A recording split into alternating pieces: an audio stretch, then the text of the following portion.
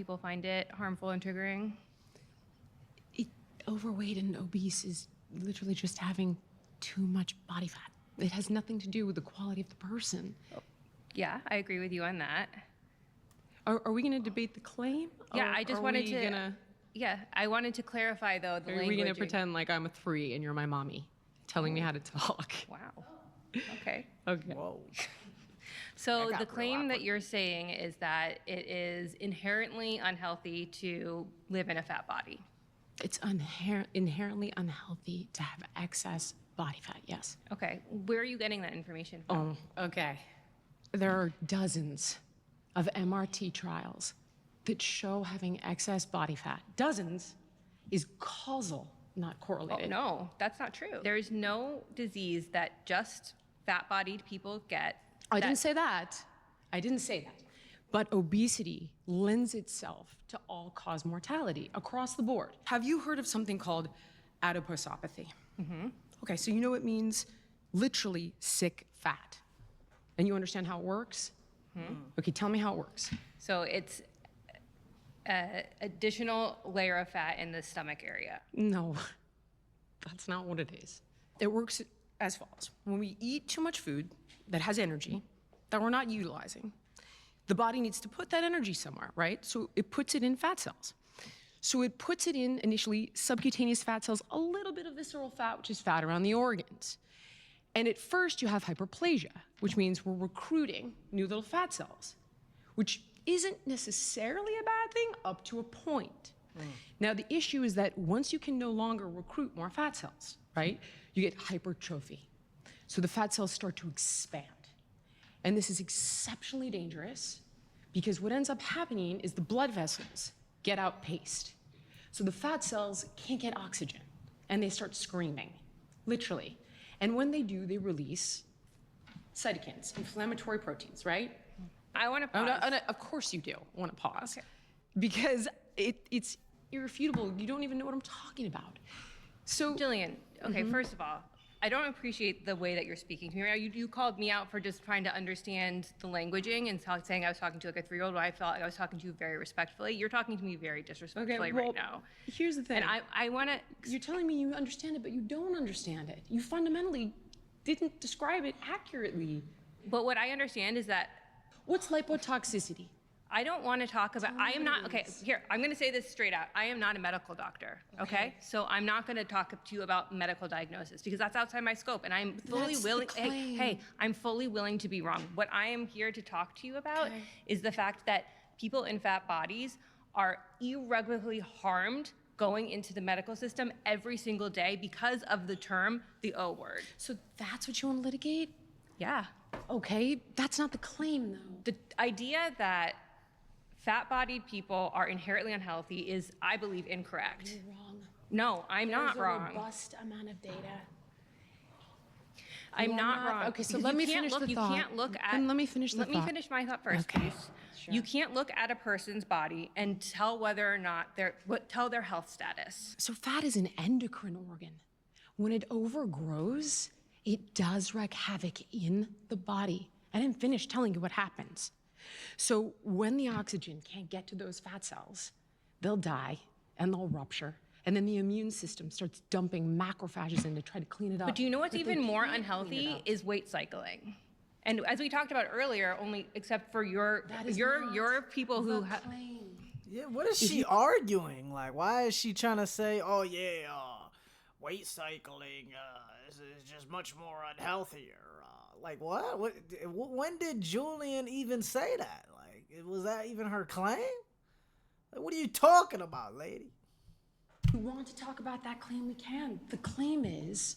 So then what are that you supposed to do though? So let's say this person is in a fat body and they are inherently unhealthy, right? We're telling they're unhealthy because they're in this fat body. What are they supposed to Will do? be significantly more prone to all-cause mortality. For me, Intentional weight loss fails 95 to 98% of the time. So what tell is me the... why though? You would probably know this better than me. Because weight is not an individualistic pursuit. You narrow it down to this idea that it's causal, like that they're just not trying hard enough, but No, that is... I didn't say that. It's multifactorial, unquestionably. A lot of people lose weight problem, right, is that they put it back on. Are we in agreement? Yes. Okay, great. Why do you think? Okay, we got to pause there. God damn it! All right, They voted her out. John, I'm getting somewhere. Yeah, but All right. voted out by the majority. Please return to I your mean, seat. she wasn't qualified to even debate, so get a better person. Hello. Hi. I have lived in a fat body for like as long as I can remember. And I've known very many fat people. And I don't think any of us, the people that I know, I can only speak to the people that I know, I don't think any of us are pretending that we're okay with it. What I want to say here is I live with autoimmune disorders, I live with chronic illness, and I'm also neurodivergent. And this is, the body positivity movement has made it so that I can tolerate this life. I can find ways to thrive, even still. But I'm not pretending that this doesn't bother me. And by bother, I mean that it doesn't hurt to carry my weight. I'm willing to concede with you that carrying around extra weight is harder. It is. But it must be done. I don't know that I agree with you. Okay. Tell me more, please. Well, tell me why you think it must be done. Because I've worked really hard to not have this. What does that mean? Like you beat yourself up in the gym or something? No, I don't. That's not fun. No, I'm not. I'm just trying to understand what you mean. What I mean is that I grew up with a number of undiagnosed conditions, and even I can think back to like middle school, and I couldn't keep up when the PE teacher would make us like run laps, and I'm like, this is physically aching me, and I didn't understand why. And I didn't understand why because I grew up with a single parent, undocumented single parent. We were bound to the medical system that we had access to. I understand. I've done what I needed to do a number of times to try to lose weight. What did you try? Tell me. I've I've worked out at the gym. I've tried to do Pilates. Even yoga. Okay. Even yoga hurts me. Okay, so the exercise causes you pain. The due to exercise autoimmune causes me- condition. Okay, no problem. Right. I'm with you. Dieting, for example. Okay. That doesn't make any sense to me. I don't think that food makes very much sense to me in my neurodivergent brain. This is where mechanistic What? eating actually helps people who are neurodivergent, and the research supports that Okay. because it doesn't have to make sense to you. Okay. In other words, it's like you eat on these schedules and you eat these foods and you eat this much, hence the concept, right, of Hard pass. mechanistic. I don't like that. I understand that you don't like it, but you'll have to decide which you don't like more. Carrying the weight or the mechanistic eating, because it I would- actually could be helpful. There are other ways forward, but you told me you tried them. I tried a whole lot. There's a lot of other things to be concerned about. I'm also a social worker. I work with youth. There are a lot of Let's go back to you. yes. Tell me- I'm saying for me, right? There are many things that I'm more concerned about Okay. than my weight. My body is not the most interesting thing You just about brought me. up your weight and said, I don't see a way out of this. Right, I've tried everything. I telling take you care that, of it in the ways that I can, and I've found works for me. but you just told me it didn't work for you. But it works to an extent. You just told me it didn't work for you. It works to an extent. Then this is an irrelevant conversation if you're happy with it. I stand on 10 toes down, that we are not pretending that But there's this is health. okay. Yeah, like why she say it doesn't work and then she's saying it works to an extent. Like that's just two different like claims. Like you know what I'm saying. Healthy at any size, there are absolutely elements and aspects of the movement that do put that messaging into the universe. I've had those debates. You've said I've had numerous I want debates with to- people who are body positivity activists that try to tell me that they can be healthy at any size. And it's just not the case. and I disagree with that. All right, we gotta You've pause used there. shame. We You've have to used shame as a pause. vehicle. And I'm sorry, we have to pause. You've been voted out by the majority. Please return. This is like, bro, this is the least heated debate I've ever seen. They're talking, why is it, why do you think that body positivity is so bad for you? You know what I'm saying? It's like they're saying things like so soft. Like usually like these things is freaking heated. Like to your seat.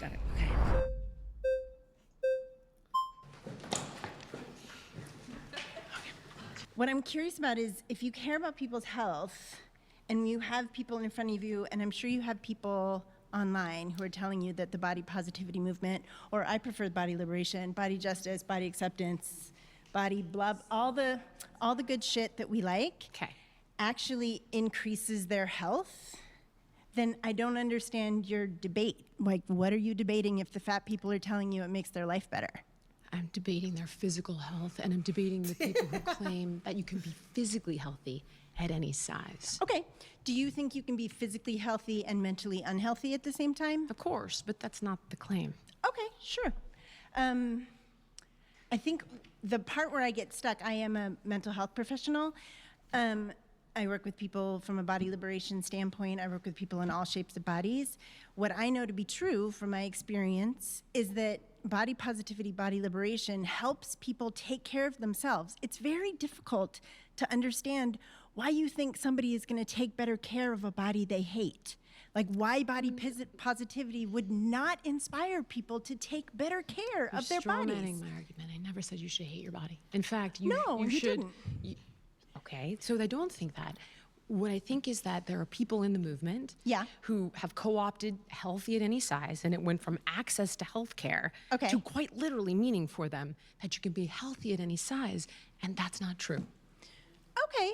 I mean, the studies show that if you're very, very, very, very thin, or your body is very, very, very, very big, it is more difficult to be healthy. That is absolutely But true. then you agree with me on this point.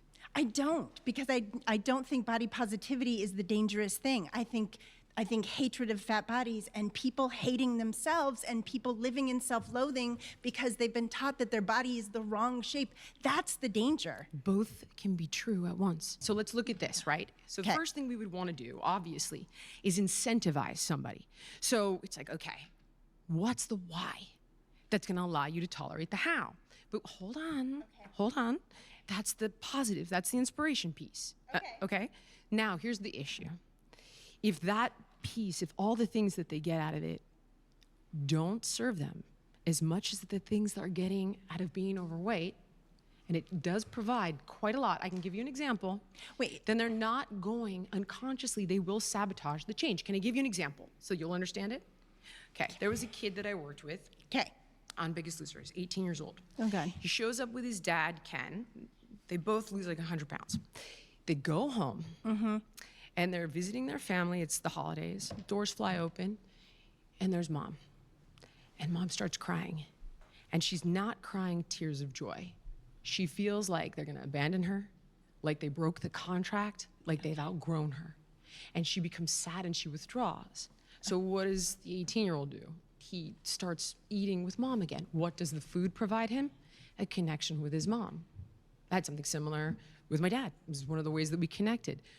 Food provides a lot of people with a lot of different things. Yes, you cannot eat and not have your parasympathetic nervous system turn on at the same time. There's no such thing as not emotional eating. It's fine. It's good. It's great. Food is great. But what I'm trying to show you is that if, in some cases, the pain associated with continuing that defense mechanism is greater than the pain associated with change, it helps people change in some cases.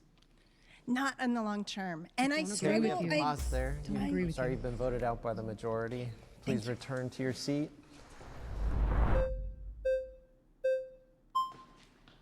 So earlier you were speaking about how there's randomized control trials that There's show MRT, Mendelian randomized control trials that have now shown us that obesity is causal to all-cause mortality. Okay, so I disagree with that. I think there's going to be a have problem with dozens. Yeah. Good So, fact but check here's them. why I disagree. Because You can disagree. no, but there let me please let me hear me out. dozens. Okay. Okay, so the reason why is because registered dietitian, school for 6 years, studying nutrition, weights, all the stuff, and Tell we me can't what keep. lipotoxicity is. It doesn't come up in my curriculum because it's bullshit. Because it's a TikTok thing is that's it? like, What cortisol is it? face or whatever. It's but not. please, just Listen back to to the me. studies. It is not bullshit. studies, back to the it's studies. ectopic fat. But can we just It's say, when because you fat keep sidestepping ends and then up- we can I'm never not get anywhere. sidestepping. This is the claim. Okay. Okay. The claim is that obesity is unhealthy. Lipotoxicity But the is reason- not bullshit. but- it is the definition of ectopic fat. It's When funny it never fat came up in gets 6 years of a deposited- professional accredited undergrad. What's fatty liver disease? disease? I know what fatty liver. I was a What clinical is it? dietitian in a That's hospital. lipotoxicity. Okay, Okay. When fat is in the liver, when fat is in the heart, when fat gets deposited in the brain. Yeah. That is lipotoxicity, and it happens when the body has no place to put the excess energy anymore. Lipotoxicity refers to the cell damage caused by excess fatty acids accumulating in organs that are not designed to store fat, such as the liver, pancreas, heart, and muscle. Damn, I didn't even know this term existed. Lipotoxicity. Okay. It is irrefutable that that is bad for your health. Can we just go back to the correlation doesn't equal causation? So you're saying there's causal studies, right? Yes, Okay. MRT Gotcha. studies You can- that show the acronym is great. Okay. So my thing is the reason why we cannot show that the fat in and of itself leads to the negative health outcomes is because we cannot keep a human in a lab and control every factor, but have the only thing why that's they different. use Mendelian randomized control But can you just trials. listen? So That a person inherently eliminates any conflating factors because they're based on genetic predispositions coupled with But lifestyle. can I just share, Okay. a person in a larger body has experienced things that we can't undo from the fat. So for example, they might have negative health outcomes because every time they go to a doctor, instead of being given an evidence-based treatment, like I have unearned thin privilege, I go to a doctor, I say, my stomach hurts, I get a full You're workup. basically saying the earth is flat.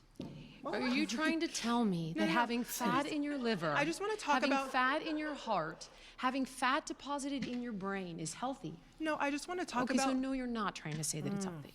No, I'm not trying to tell you that, is what I said. I was never talking about the health of it. Okay. I'm trying to say everything you're saying is hinging on this idea, and it's a problem that we disagree on it, that it's the weight in and of itself that leads to the negative health outcomes. You're saying this MRT totally is. Fat is an endocrine organ. I know, but can you? It what about? it destroys your hormone balance. It creates insulin sensitivity. What about the when fact- the body has too much fat, it releases insane amounts Yeah. of different. I just wonder. Have you heard of social determinants of health?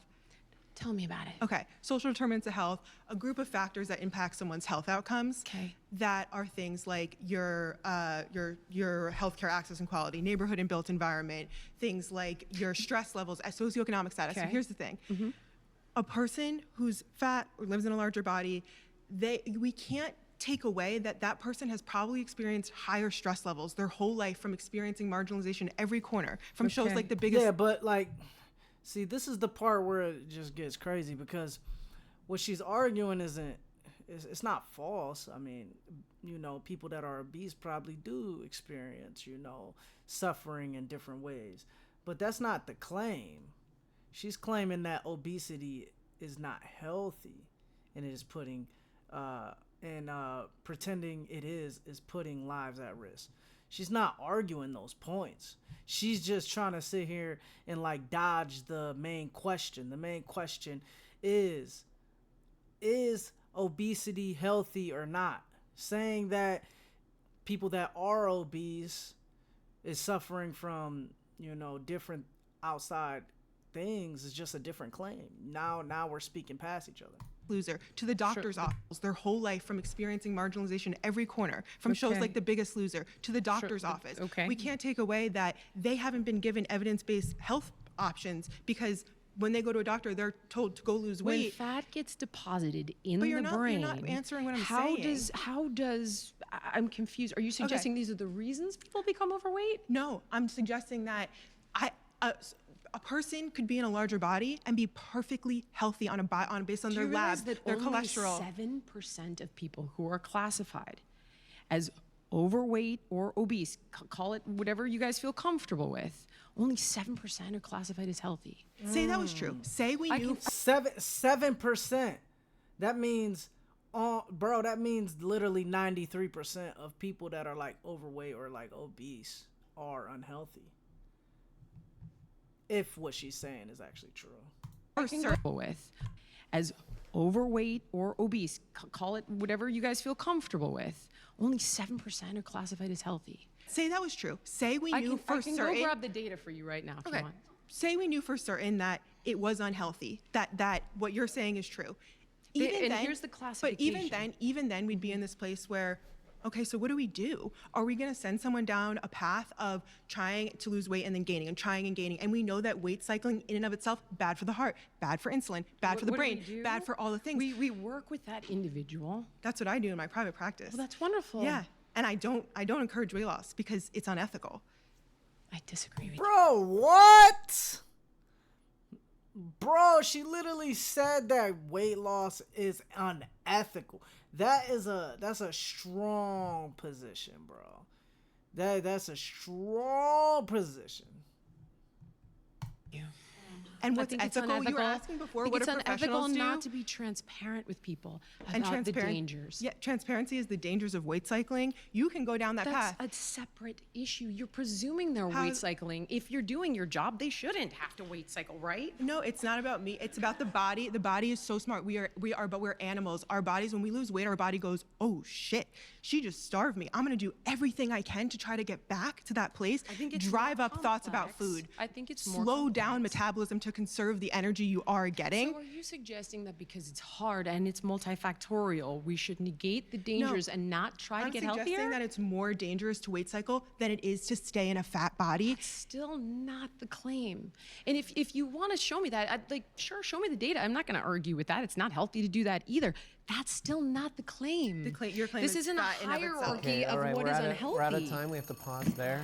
Yeah, thank you for that exchange. Who put these here? Can someone remove these off the set, please? Come on. Really bad. Total different spinal injuries. Get you free is active fat for. Claim is that the large. My next surrounded claim is that the large food companies are one of the primary beneficiaries of the body positivity movement. All right, if you want to be the next debater, get to the chair in 3, 2, 1. Hi.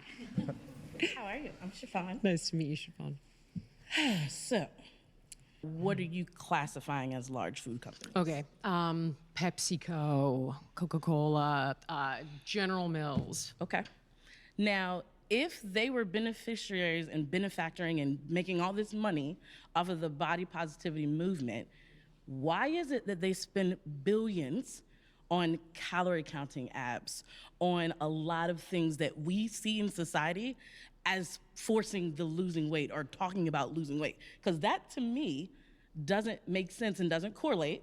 But also, people that are benefiting from this are the people in the body positivity movement themselves.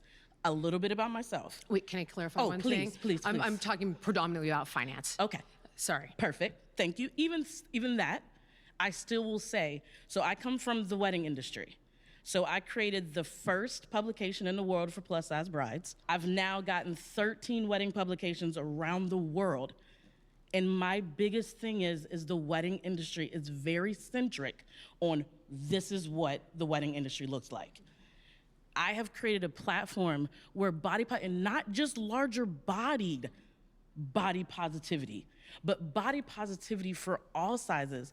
And I'm gonna come specifically from the wedding industry, which is very different, I know, but it still is a very weight-centric. Okay, Yes. so your argument is the wedding industry is the primary beneficiary? No, I'm not saying that. I'm saying that's where my knowledge comes from. Okay. But the body positivity movement is really for us. We are the main, and I'm saying we because I'm a large body I person. totally understand. That's where it's Can really I show coming you from. the ways Please. they're exploiting it? Oh, please, please, please. Okay, so there have been two really big exposés, one by the Washington Post and one by the Examiner.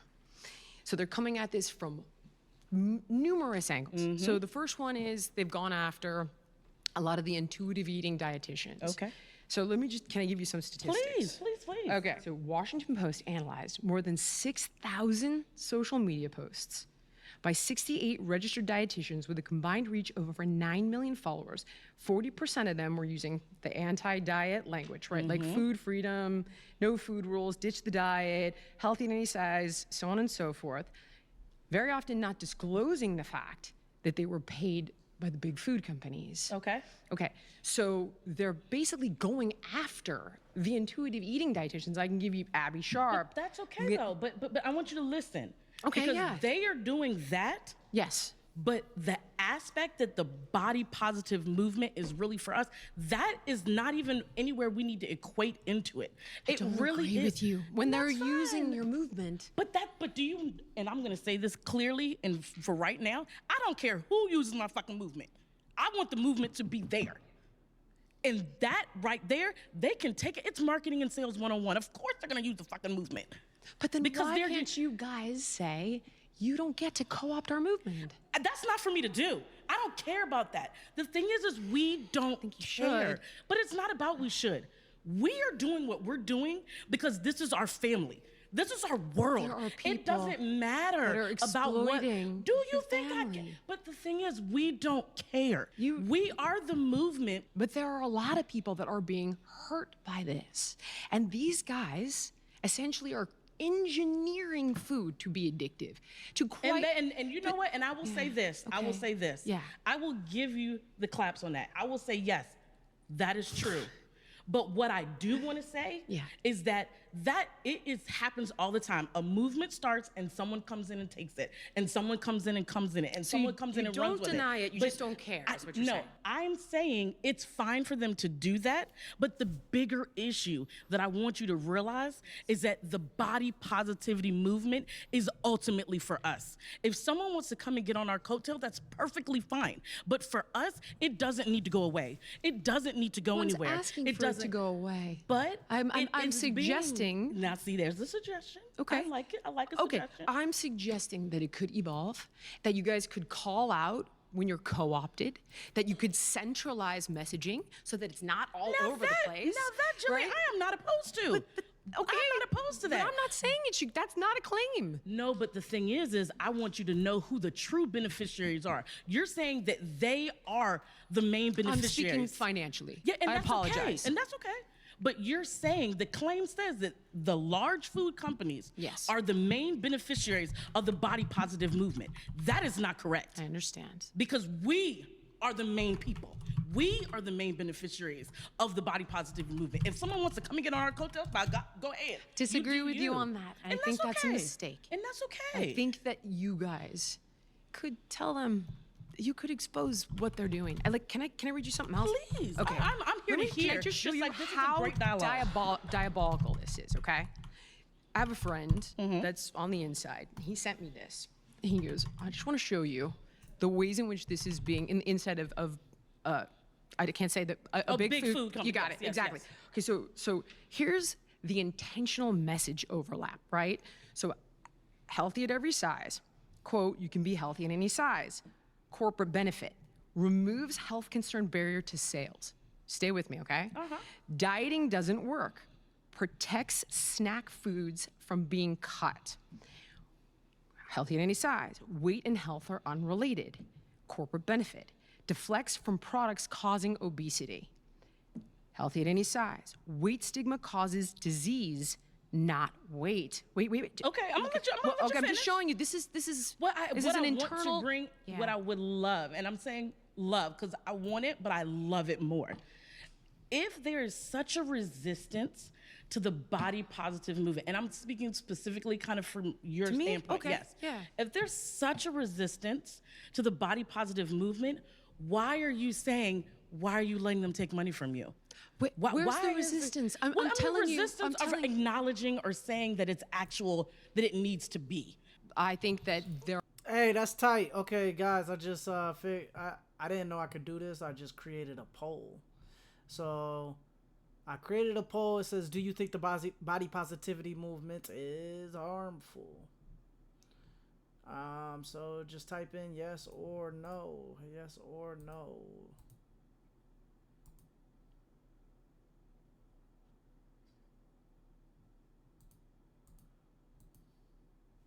Are absolutely. I think that intuitive eating is a goal, not a treatment plan.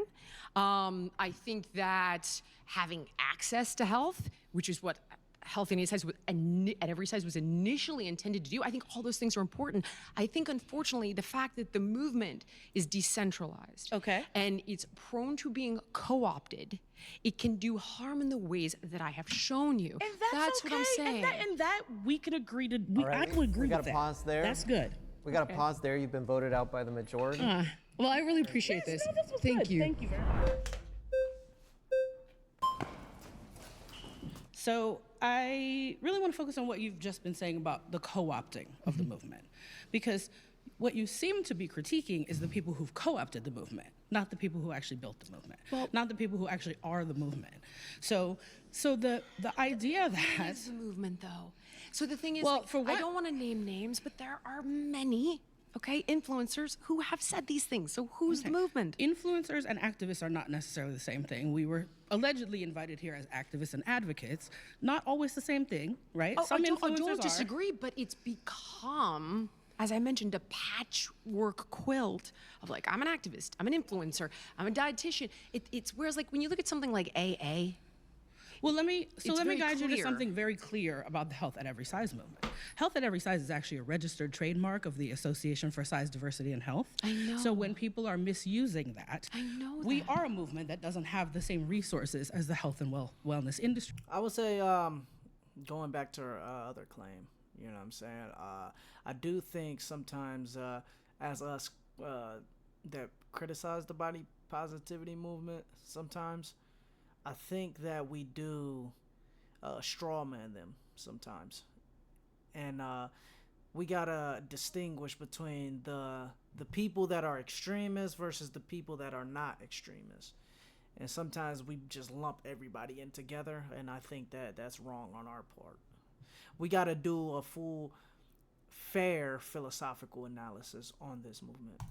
Or the health and wellness grifters, or the major food industry, right? We don't have those same resources to fight every time somebody misuses our terminology, our philosophies, our practices, our values, but there are some of us out there who are doing that, right? I never see the caveats. I never, ever see the freaking caveats. So one But thing maybe is, today, maybe you could help amplify some of the caveats. I am doing that right now. Okay, so let's go to the I'm claim. trying. The claim that body positivity is primarily benefiting big food companies. I mean If that's- financially. I got it. Because individual benefit, I can't, it's not quantifiable. I'm talking about the way these bastards are manipulating this message. Right, To okay. do things So- that I think are very unethical. So, if body positivity is feeding their profits, Mm-hmm. will we see their profits reduce as this pendulum swing away from body positivity continues to go back to the, like I get asked all the time as the director of NAFA,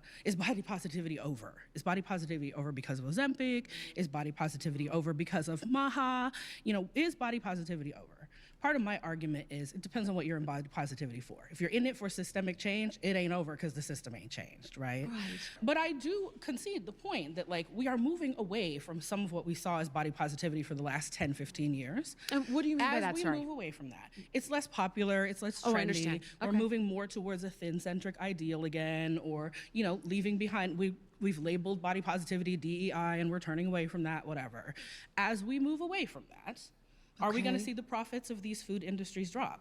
Well, you are. Why would you need to make food Sorry. genetically addictive if body positivity can just sell that food? If you could just tell people, when you feel good in your body, you're going to eat all the Nabisco snacks that you want to, Because then why do we you have to make realize them that addictive? They don't even want you to stop eating one chip. This is how incremental they are about this. They literally engineer. sounds- but that- okay. Just hear me out. They don't even want you to have to stop and take a drink of water when you're eating their chips.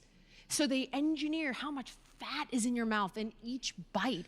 There are a team of multidisciplinary scientists that literally work around the clock, 24/7, day after day, year after year. They're body positivity scientists. No. So this is the thing. No, I'm right? saying What you're they describing want is a no misuse of friction. science. Yeah. What you're Yes. describing is, Yes. what you're They want describing no is friction. business. What you're describing is capitalism. What you're Yes. describing is greed. Yes. I'm Body happy to indict positivity that. is not the reason for that. No, I'm suggesting that I think you guys should get pretty freaking vocal and pissed because these guys are actively manipulating your message. So much, I haven't even gotten to half the shit that they do. So, for example, they have effectively lobbied to remove nutrition guidelines and warning labels on food packaging because of harmful shame. It's like trans fats are bad for your health. Okay, it's a fact. They have advocated for that. The Yes, body positivity movement, but the fat activist movement, they're your using our language, messaging. right? Like Yes. you said, co-opting. Yes. Right. Yes. So they Well, should that's stop. why the Julian Michaels is saying that the large food companies are one of the biggest primary beneficiaries of the body positivity movement.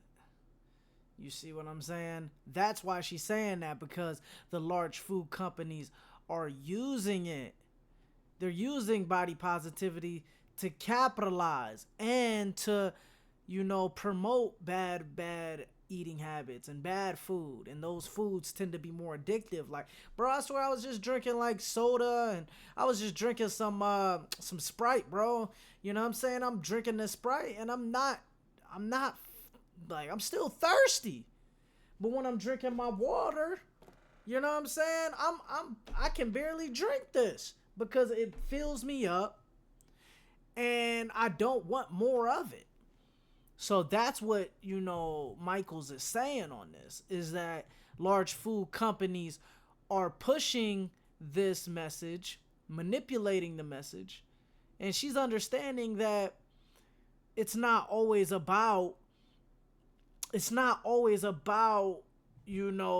the main people or the positive part of body positivity movement, right? We're trying to look at the whole totality of it and saying like, no, there's gonna be manipulation within it. They're using your guys' movement to promote degeneracy. That's the point. Co-opting our shit. But they're not going to. But yes, that's what I'm saying. So how do we I build think more? you guys should get pissed about it. Like, I get the things you're pissed at. We are pissed about a lot of I things. get it. This Can you is a- add this it's to a the list? long Add list. this. I'm saying they're the primary. You want to And indict someone? It is on the indict list these. It is on the list for some people whose focus is body positivity, right? We have different foci. I do civil rights stuff. Some people do fashion stuff, wedding industry, health and wellness, eating disorders. There are folks who are thinking about the food industry. There are folks who are nutritionists who are, I can't, without seeing the list of like the people that I remember the Washington Post article. Yeah, some of they're those people are grabbing the not people intuitive that I eating. would associate with us. I understand, but they're literally. Many of them are certified in intuitive eating. Okay, but like they're not Abby Sharp. Okay, but that's not health at every size. Intuitive eating is not a health at every size but principle. that's part of my problem with the movement is that it's like, oh, but it's not that part. But it is that part. You're it's saying all of our it. problem is that we conflate, that all the things get conflated. I'm not saying it's your but problem. You're conflating I'm some of the saying things. I'm saying my issue is that because it's become a patchwork quilt, an amalgamation of movements and voice. Oh, it's an activist. It's a political. It's an influencer. It's a celebrity.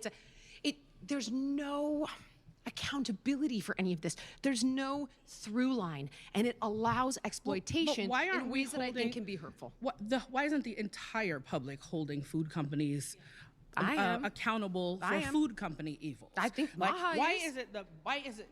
Are You don't they? you don't think so? I mean, they're reevaluating the generally recognized as safe rule. They just changed the food pyramid, which guides.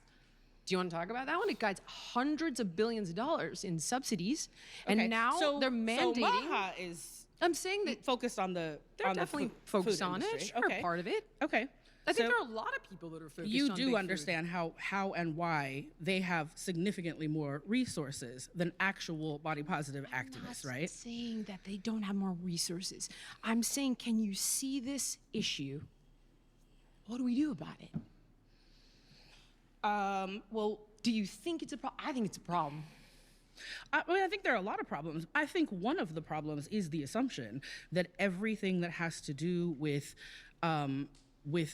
food and its lack of health correlates with fatness. Because we are saying body positivity. obesity thing again? Well, No, well, I'm saying we are saying body positivity, and body positivity includes all kinds of ways of being in a body, right? Not just body size. It includes all of the things about disability and skin color and hair texture and all of the things, right? Body positivity. But we really have been coding that in this conversation to talk about body size, right?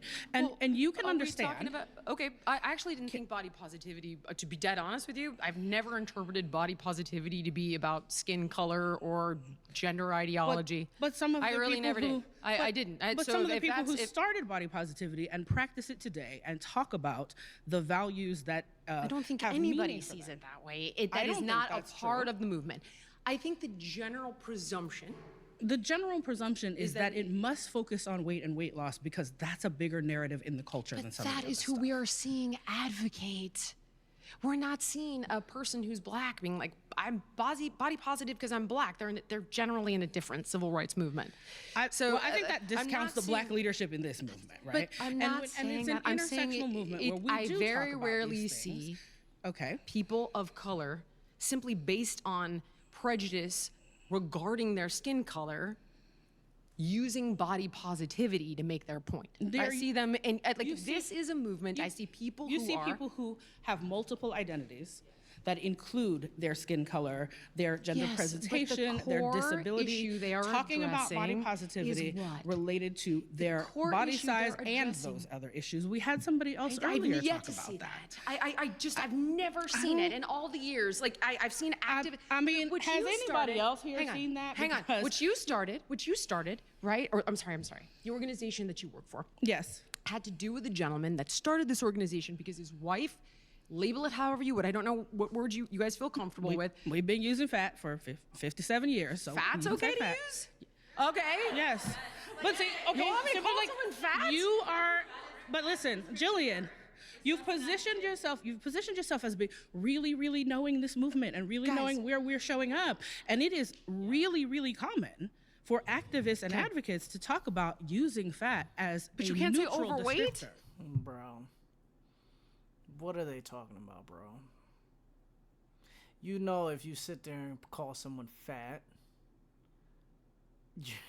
you're gonna get canceled, bro. I don't know what these people are actually talking about. People say, "Oh, you can't use overweight or obese," like, but you be like, "Oh yeah, that girl is fat." What?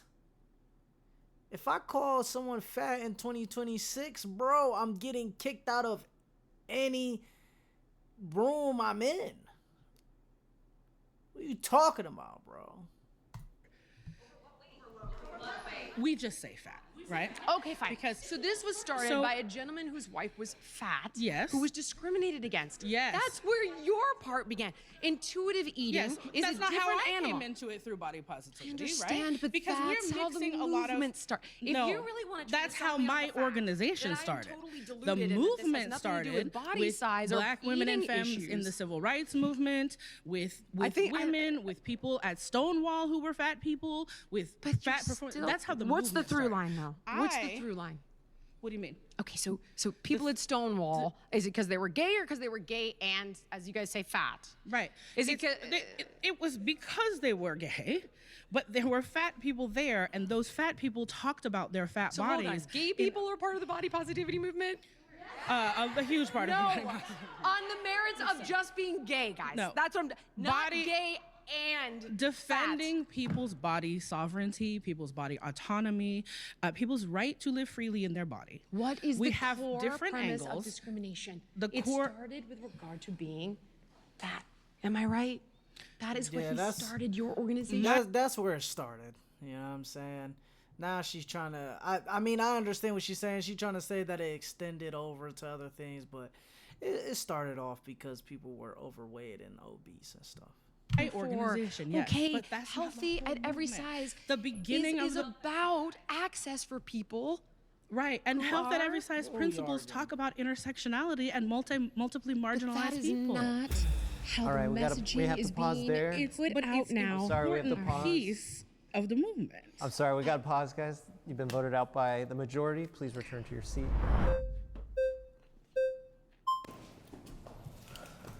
before we start on this next one, I am going to use the restroom. I will be back.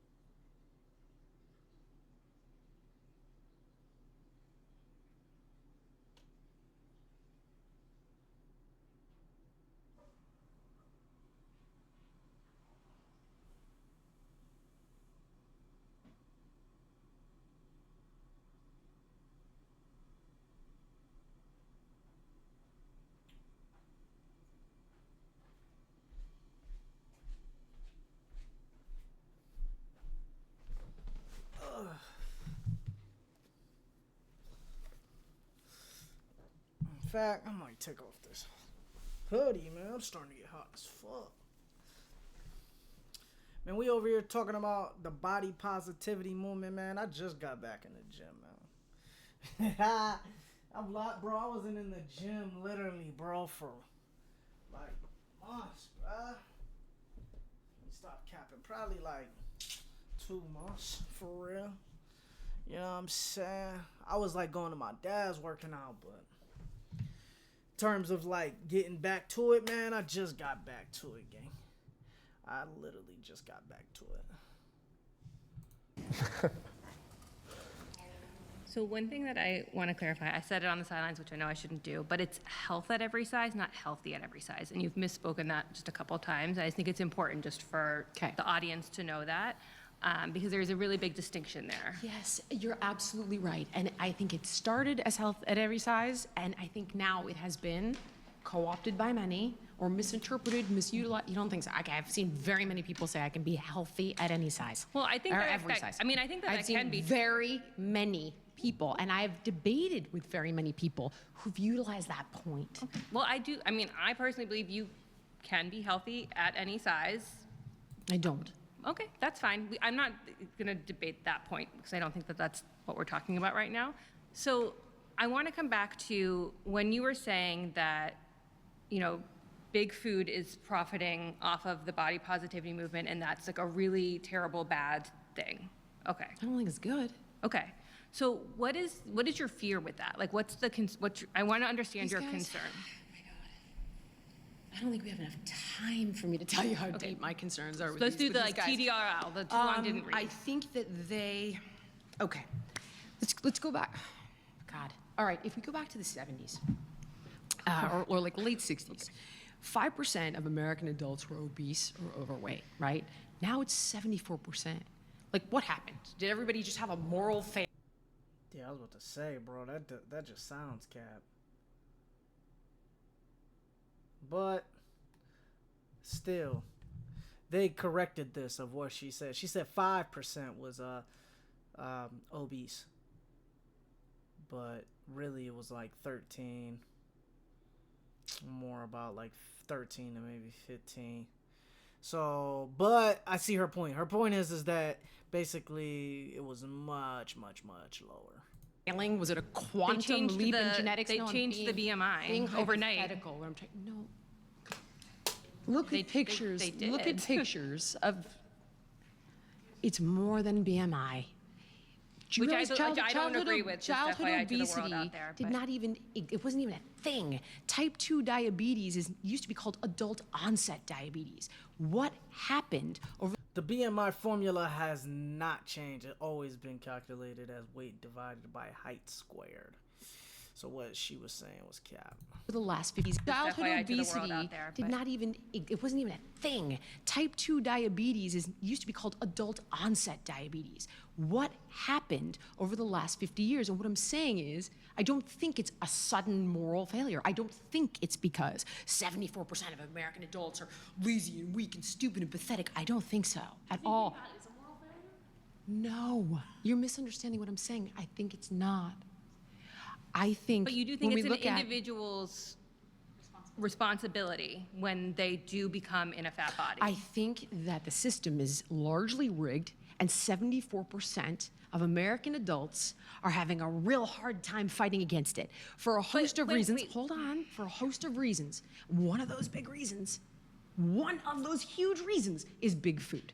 And when you look at But if big food, wait, I want to pause you there because if I know that you're very big in the MAHA movement and you're saying they're doing all of this amazing stuff, but then they cut SNAP benefits. And so access to food is such a huge reason for people to be able to have a nutritious diet. So how can you explain that when you're Well, SNAP benefits doesn't determine what you can eat, though.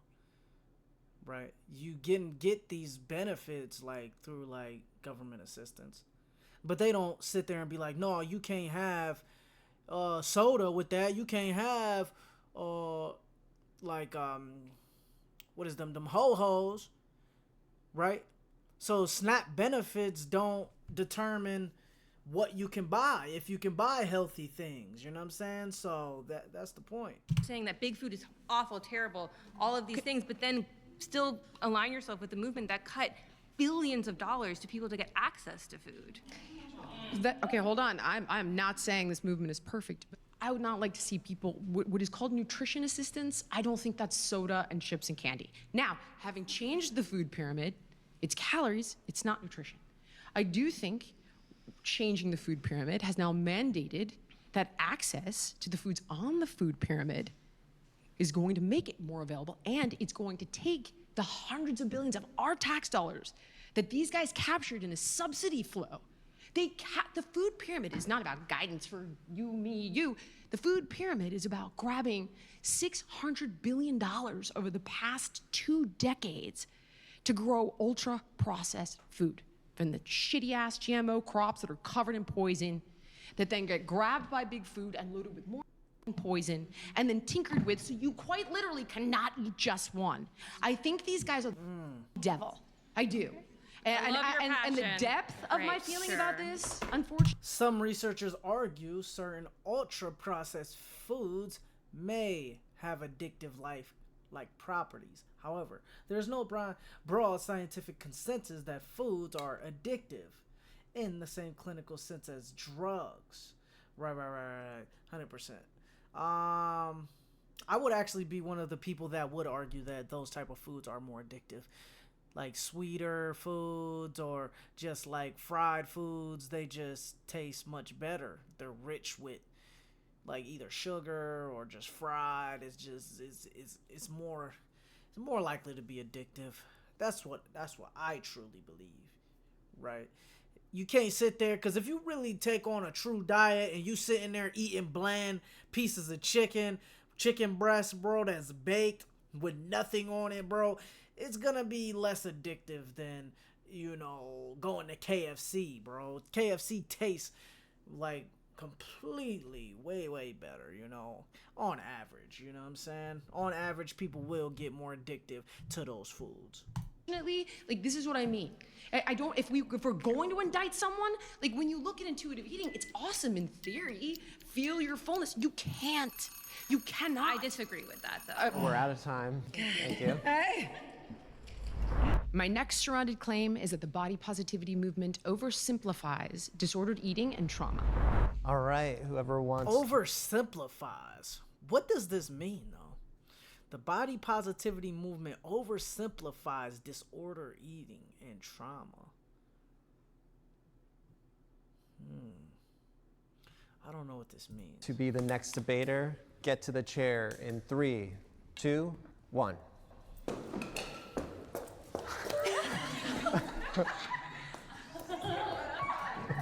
I'm not going to assume, but I imagine you have some sort of maybe personal experience with eating disorders or disorder eating? Definitely as a kid, would overeat. I wouldn't say binge eating disorder, but I would compulsively overeat. I would eat, have a connection with my father. I would eat to feel a sense of comfort. I would eat to feel a sense of control, without question. And did you feel shame and then go to therapy to work on that, or did you just oversimplify it and then kind of? I didn't oversimplify. I was 13, 14, and 15, so I didn't have the bandwidth to process what was actually going on. I was in therapy for other things that were going on in my household, and I definitely was helped. Okay. So I'm glad that you were able to, go to therapy. That's not something that everyone is able to go to. It's a luxury and a privilege for a lot of people, especially in the United States. I have dealt with an eating disorder since I was 7. That's when it was first realized. It wasn't diagnosed at 7, but it was realized at that point. And my body fluctuated. I'm not going to use numbers because I think there are a lot of people that have disordered eating that use numbers as a metric, and so they'll look at me and I'll say a metric, and then it'll cause someone to have what I like to call a shift in where they are now to where they're going to be down like a rabbit hole of disordered eating behaviors. I think that trauma and eating disorders go hand in hand, but they're not exclusive. There are people that don't necessarily have any trauma, but somehow have developed some sort of eating disorder. My eating disorder was something that I had from a really young age, and then just worsened because of my physical perception around people. But it wasn't something that innately was trauma-based. I am neurodivergent, and it was never diagnosed until I was, almost 30. So. But that's not because of trauma. That's just because of my neurodivergence. That's how my brain is connected. And so sometimes with neurodivergent people, they have eating rituals, eating routines that are rigid. And so that's where mine came from. So to say it's oversimplifying EDs, like body positivity is oversimplifying EDs, oversimplifying trauma, you're taking away the people that use the body positivity moment to find someone who they can relate to, and so someone that they can connect with that doesn't have the same road that maybe the masses had, but has their same road. Yeah. You've been voted out by the majority. Please return to your seat. Hi. I'm Summer. How are you? Jillian, nice to meet you. Nice to meet you. Okay, so the body positivity movement actually got me out of my eating disorder, and if that's okay, I would like to tell you a little bit about it. Absolutely. So growing up, I wasn't ever fat. I just have I have large breasts. I have got a condition, basically. I know you're laughing. I'm laughing because that would be my dream. That's the only reason I'm laughing. I was like, poor you, Summer. I'm sorry, go ahead. Not to try to invalidate how you feel. That's okay, Sorry, okay. go ahead. So I've got a condition called macromastia. It means that my breasts will just continuously keep growing. So I had to deal with this my whole childhood, and I got picked on and bullied and stuff because I was 8 years old with double Ds. So that's absolutely okay. I went to the doctors, and they actually told me that I had to lose weight in order to get a reduction. At this point, I was actually a Scottish size 6, which is a UK size 2. So on the bottoms, just obviously not on my top. So this actually drove me into an eating disorder, and I started to starve myself and try and make myself thinner so that my breasts would get smaller, and that never ever happened. They just continuously, because it's obviously a condition, so they just kept getting bigger as I was getting smaller and smaller. And it wasn't until obviously the online platform made the body positivity movement more aware to me, and then that really helped me, and it's made me start eating more. It made me start posting more online about my body, and I just think that your claim's a little bit silly. Can I give you some examples? Of course, please. So, while intuitive eating is actually not intended for people with eating disorders, I cannot tell you how many people have misinterpreted that. And I've ended up dealing with it personally for quite some time now. So for example, things like avoid diets where mechanistic eating is actually recommended for people with many different types of eating disorders. And even the women who started intuitive eating suggested that, hey, this is a goal, not a treatment plan. But when you've got, random people online who are, hey, just listen to your feelings of fullness. You can't do that when you're anorexic. Your body no longer recognizes those satiety cues. It absolutely shuts it down. When it's, what was it? Listen to your hunger. You cannot do that if you have binge eating disorder and you're feeding a deeper hunger. It's the fundamental ways in which things like intuitive eating have been misrepresented by the masses. And of course, I understand what it was intended for, but if you think that the vast majority of these people posting on TikTok have read the frickin' guidelines of mechanistic eating, I think we're both dreaming.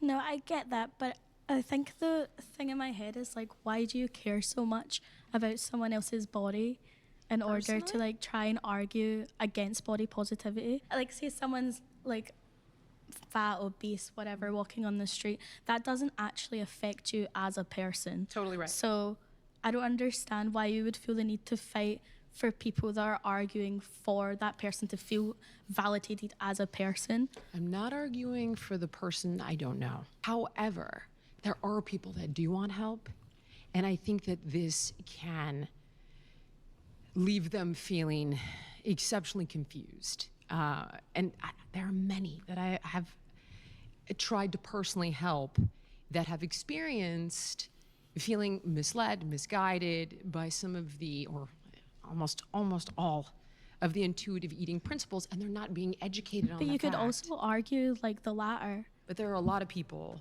that actually want help, and I care Yeah. that they get the most But I don't think the efficient body help. positivity movement is like just for obese people, just for people that are drastically need help. Anorexia is It's not for- obesity. So I was anorexic, and the body positivity movement helped me. Do you not think that the body positive movement helps them rather than shaming think them? Because that's how they get in that place in the first place, with other people shaming them constantly. I am not suggesting anyone should be shamed. You're conflating two different issues. I don't think But that I people... think in one, it's all one issue. It's not though, sweetheart. You're telling me that you think I think shame is awesome. I don't. No, I didn't. I don't. That didn't come out I of my mouth. think that these tools or things like, oh, you know what? It's society, it's diet culture, it's this, it's that, it's bigotry. No, dude, it's probably the fact that like somebody, God forbid, touched you when you were a kid. I don't or, think that's appropriate or even right. In the slightest bit. You No really one don't think touched so? me. No, And not you, dude. no I'm not one- talking about you. I completely get that. And I'm not you talking also about you keep mentioning personally. like parents. I have two very loving parents. My parents never made me feel shamed about my body. It was like TV shows like The Biggest Losers. In the UK, we've got Super Size versus Super Skinny. Like, it was all of these TV shows that made me feel like this. It wasn't my parents. I'm going to suggest that I don't think you would be vulnerable to TV shows. Why? If there wasn't a primary injury. Because who cares, buddy? Do you know how much stuff like goes after me personally, or after people of color, or after gay people, or after like But you have to everybody? remember, I'm quite young. So when these came out, I was very young, very impressionable. And I have like adults telling me that my body, because my BMI is higher, I have adults telling me that my body is like, you have to lose weight to fit in with normal people. Like, you're young when you're when that impressionable. And happened- for you to be arguing against like body positivity, like, I hope you don't have a daughter, because my little sister, like, needs the body positivity movement. I think people need the body positivity movement, because without it, everyone's just going to be looking at other people, judging other people. Like, I'm sure. You think the body positivity movement is stopping people from being assholes? No, that's not what I said. I think you're not right about that. No, that's not what I definitely said don't at think. all. You I just said you think it stops people from judging other people. Yeah, well, no shot that's gonna happen. It's just not they're gonna judging hide it people from on you. their size or what they're like. Of course they are. They're not though. Okay, pause. You've been voted out by the majority. That's okay, thank Please you. return to your seat. Really nice to meet you. Nice to meet you. Lilia. So I think the language there is a little bit tone deaf, just because I actually believe that gym talk, diet culture oversimplifies eating disorders. Two separate and issues, though. Both can be true at the same time. Both can be true, as in you could absolutely be making. First of all, gym talk should have nothing to do with eating disorders. So you're right, but it's a separate issue than the claim I'm making. how is it separate? Well, okay. So you're saying gym talk oversimplifies trauma and eating disorders, right? Well, I agree not with just you. gym talk, but just the way that our youth, all of us we are all exposed to that. Like, we can't just avoid it. And when Still you a see separate issue, though. I'm trying to say that the ways body positivity suggests people deal with body issues and trauma is an oversimplification. And it has to do with things like intuitive eating principles that get misrepresented by influencers. Okay. Okay. I can definitely agree with that. Well, then, unfortunately, you and I are so far on the same page. Well, no, I think, well, the way I see it is that body positivity is actually the bridge between health experts and anybody else, really. Explain it. Because I think that if I go to a doctor, it should be empowering for me to talk about my body. Of course. However, when I usually speak to a health expert, it's really not. I'm really more just afraid that they're going to speak to me in a way that degrades my body and makes me feel that shame that you've mentioned. Shame is not a motivator. It really turns people away, whereas the body positivity movement teaches people to have the kind of confidence they need to make choices for How's themselves. it teaching you that? When you look at yourself in the mirror and you tell yourself, I'm ugly, I'm fat, I'm gross, I don't deserve to be, alive. Like some people get to that extent, right? I understand. When you do that to yourself, that is not going to motivate you to then go make the choices that I think we all know are healthy for us. Totally agree. Which doesn't. Then what's the next step, though, dude? I think that's what we're here Just to, looking in to the speak mirror about. and I saying, think that's actually, I'm healed. So that's not what body positivity. That's not what body positivity is. Body positivity is promoting the healing of said wounds. How? By This is where I'm finding. telling you, it's an oversimplification. It's not though. Yeah, I truly think that it can be problematic if you just tell people, oh, you are perfect the way you are, and stuff like that, if we're having a genuine conversation, and you don't have to be mean about it, but you have to be honest with your friends, your family, and yourself, especially when it comes down to your health. To be honest with that person and be like, yo, you're kind of, getting unhealthy, right? And the problem is with the body positivity movement, a lot of people get so sensitive when somebody tells them, hey, you're unhealthy, let's start hitting the gym, let's start, drinking more water and doing these things. But the body positivity movement sometimes be like, nah, you're fine the way you are, and it's good to feel that way, to be like, okay, even though I'm not shredded or I'm not where I need to be, it's good to, look at yourself like, man, I'm good, and I need to accept who I am. But it doesn't mean that you have to stay where you are. And that is the problem with the body positivity movement. How is it going to heal you, buddy? By looking in the mirror and saying, I no longer think so? And saying these shameful things to yourself, you already know that it degrades you and you're not going to want to do the things that most so then people. What comes after deciding not to beat yourself up? We're both on the same page there. Now get below the tip of your iceberg. We're seeing different perspectives of the same page, right? And that's why I do believe that body positivity is the bridge that we all need. Tell me what comes after. The moment you decide you're not going to say that shit in the mirror anymore, then what? Then I should be able to consult health experts that are also body positive towards my body. No one's saying not to.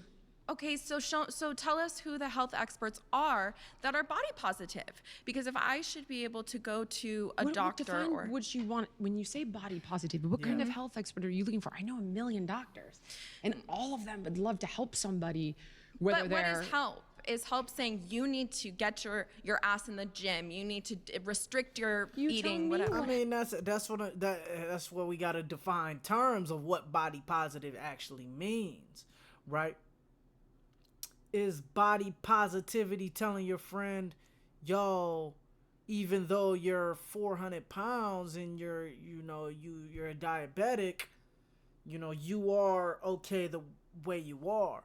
Or is body positivity being like, yo, bro, I love you and I care about you, but losing weight will be a benefit to your life because I care about you so much that I don't want to see you die 20, 30 years from now. So what is the true definition of body positivity? I think body positivity has good ideas, but it's not the highest form of the good. Because the highest form of the good is what a lot of doctors say. You know, stay on that diet, drink enough water, right?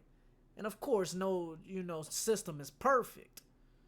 But if we're talking about just a general overview of health, it's pretty simple, right? It's pretty simple. So that is what Julian is talking about on this. Help is for you when you go to that That's doctor. what I think everybody should have the opportunity and confidence to do, and that's what body positivity is teaching people. It's not teaching people that they're perfect in the mirror and that they don't deserve to have the courage to change. You still haven't given me a how. All you're telling What me is I think we all are here to figure out how, because nobody has the answer. That is not true. Many people have so- the answer, sweetheart. Psychoanalysts have the answer. I'm sorry, I don't like to be called sweetheart when we're like debating. Okay, forgive me. But many people have the answer. And okay, but you believe you have the answer, and you believe that somehow body positivity is not involved in bettering yourself. I just think that's contradictory. I really do. I don't see how. I think that there are absolutely experts that have the answer, and it's more than platitudes. So what in is a the answer mirror. then to you? If it's not Getting treatment with a person who's gone to school and specializes in this. That would be great if you feel welcomed and comfortable in that person's space. There are many experts in the world that would welcome, but especially ones that specialize in this category of medicine. But in this category of medicine, if there's not room for body positivity, then you're I didn't say that's not the claim, is that there's not room. I said it oversimplifies. It There's oversimplifies. room.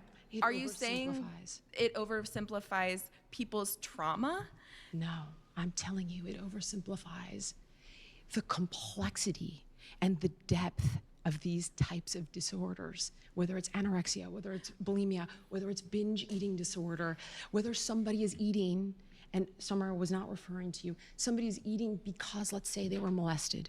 And now but you bringing up somebody's like eating because they were molested. I mean, most people, that's not why like necessarily people are eating. But that's what the claim is about. It is about the fact that people who have disordered eating and trauma, I think the body positivity movement with things like intuitive eating specifically, oversimplify and can actually give bad advice. But the fundamentals Okay, of the pause. You've been voted out by the majority. Thank you. Please It was nice return to speaking. your seat.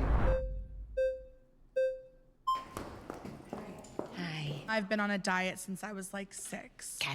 You've talked a lot about trauma, being molested, parents, this and that. Yes. I've heard of someone mention the BMI. I've heard people use the word obese. Okay. So what is your thought on this oversimplification? I think actually the medical industry and a lot of health professionals have oversimplified. I'm sorry if that's happened to you. I think you're seeing the wrong people. I know a lot of really good people. But that's also privilege. Of course you know a lot of good people. You're a rich white woman who's been on television. And I would love to know, somebody A lot of mentioned them the write show. books. Totally. A I lot could of read a them. book. I've read a lot of diet books, Jillian. Not a diet book. Or whatever. What kind of book? A self-help book? Well, I mean, if you're struggling with an eating disorder and you're telling me I have no access to Well, how do I know if I'm expert. struggling with an eating disorder? Where does genetics play into all of this? Do you want to take on genetics? We can. Go ahead. Are you a scientist? Do you think you have to be a scientist to understand No, but the I way haven't heard genetics one work? comment about where do genetics Well, play that's in. that's not the claim. If you want to get into genetics and Repeat obesity, the claim again. First of all, obesity is a very outdated term. It's based on the BMI, which is based on white men. actually- in this. Come on, Jillian, you could be single-handed. White man? What is she talking about, bro? What does a white man have to do with science? Right? Logical theories. Right? It doesn't matter if somebody is white, black, coming up with these theories. Objective truth is independent of all human experience, bro. Handedly responsible for updating the BMI. Okay, but we also have waist to hip, and we have DEXA, and we have MRI. Yeah, but let's be honest. So what are the MRI, meaning you like don't the even- machine most fat people don't even fit in? You have DEXA, and you have I've never waist heard to of that, hip. girl. What's a DEXA? DEXA These scan. are normal people. We are on DEXA TikTok. scan, buddy. DEXA scan. And you I've have never waist heard to of that, hip. girl. What's a DEXA? DEXA These scan. are normal people. We are on TikTok. Okay, how about waist to hip? Hold on. There's also been a lot Waist of to like hip blame, ratio? sure, waist to hip ratio, but that's also like skeletal and like how do you, No, waist to hip is not. It has to do with a ratio of your waist to your hips, and it's evidence, sorry to say, of excess visceral fat. That's what it's for. And that's an indicator of obesity. So obesity, that term, what does that mean to you? Obesity, it means that you have an unhealthy percentage of body fat. What is healthy? What is unhealthy? Like, what is the measure of health for human For beings? women, I think it's in the 35 plus percentile. 35 plus percentile of what? By what measure? The DEXA? 35% of your body weight being comprised of body fat. The thing that I think is most interesting is, and you didn't get to earlier. You didn't ask me earlier. Well, I haven't gotten there. Is no, with someone else. You said, because I'm seeing a very different person than from who we've seen on television. And I think there's been a lot of blame shifting to influencers and TikTok. And the reality is, girl, that's where we're all getting our info now. I've never seen a full episode of The Biggest Loser because my parents told me to watch it and I said, all the way off. Right, but you have So- no rage at your parents whatsoever, right? Oh, well, I'm not fat because of the rage at my all parents. the way off? That doesn't sound Well, like a primary wound telling your parents to all the way But off. the Is that primi- not evidence of Sure. what I'm saying? Totally. Primary wound plus genetics plus whatever choices I make in my Okay, life pick is your- where what can you're I, can I ask seeing you now. something? Pick the argument we want to have. Do you want to have a debate? I want Do to you hear wanna who discuss you are on the genetics? show, who that person is and was, Okay. and who this person is now, because Same I'm seeing person. It's not at all. Can I say something? You just told me you never watched an episode of Biggest Oh, but I've seen TikTok clips. I saw the documentary. I mean, have who you hasn't? have you ever seen a full episode? Let's say with one of my contestants like Abby Wright. Tell me about or the show. Michelle Tell me Aguilar. whatever. Tell me who you were on the show. Tell me where that Jillian Michaels. Because to be I will, honest, but you we've gotta all let me talk. Sure. For Okay, I'm the exact same person that you see now. Mm-hmm. Now, of course, yes, you would see parts of what I was doing. You would never see the entire picture of what I was doing, and you would never understand why I was doing it. So let me address the part that you're thinking of, okay? I had a contestant, 500 pounds. This contestant in particular had an exceptionally traumatic background. Can I tell you about it, or you don't care? Okay. So her mother was a prostitute. a sex worker, we say now. Her mother was a sex worker. If that makes you feel Sex safer. work is real work. Okay. Oh my God, bro. Now we're arguing over semantics. That's a separate debate, and I'm not. Let's stay on point. Let's stay on point before we get into all the woke ideology. So, having said that, the contestant named Shay, her mother used to sleep with men for heroin while she was locked in a closet, and she's gonna go home. Based on the percentages, I didn't make the game. Not a producer. Very publicly had issues with the name and the gamification. So I don't want her to go home. And certain things need to happen before I feel, and I have seen, that there would be any hope of her being able to live past 40 years old. And she has all of the things, type 2 diabetes, the beginnings of chronic kidney disease, arterial plaque, all the things that are legitimately alarming. So I can't get her on this frickin' ladder. It's day one. Can't get her on for 15 seconds. Tried everything. Cannot get her on this ladder for 15 seconds. And we're playing this out and we're playing it out, not getting anywhere. Because the story is, I'm weak, I'm fat, I'm worthless, I'm this, I'm that, all the internalized shame. And at that moment, I pretty much tried everything. What you don't see is this has gone on for about 4 hours, and I can't get her on the freaking ladder. She comes in the room, and I'm like, all right, that's it. I'm like, God damn it, get on this freaking ladder. I swear to God, get on the ladder, or you're gonna go home. Get on the freaking ladder. Going crazy. And I'm utilizing her fear of me, quite honestly, to circumvent the story that she thinks is true. Long story short, she gets on the ladder, she climbs 15 seconds. I show up the next day, she's like, I got back on the ladder for 15 minutes last night. I was like, that's awesome, dude. And she ended up losing 300 pounds. So you may not agree with it, but it worked for me and it worked for Shay in that moment. You don't know why I'm doing it. You don't understand that it's a life or death intervention on a ticking clock. You don't understand all the other things I've tried. So I kind of don't care what you guys think. How much of her weight did she gain back? She gained, well, good one. Because 95% of diets don't work. Not my contestants. 35% of them kept the weight off, which is actually exceptional. And I could give you all the names. If 5% are able to keep it off, there are obviously a host, a myriad of reasons as to why that's the case. But if I had a 35% success rate, can you at least concede that maybe I'm doing a little bit better than the norm, than the baseline? I can agree that the #1 celebrity trainer in the entire world has a success rate. That I can concede But to. you said keep it off. They kept it off. I got the weight off. 30% of people that went on a public TV show. All right, we got to pause there. We are out of time. My final surrounded claim is that the body positivity movement is fundamentally disempowering. It's disempowering. All right. So before we start this last one, let me go ahead and use the restroom. I'll be right back.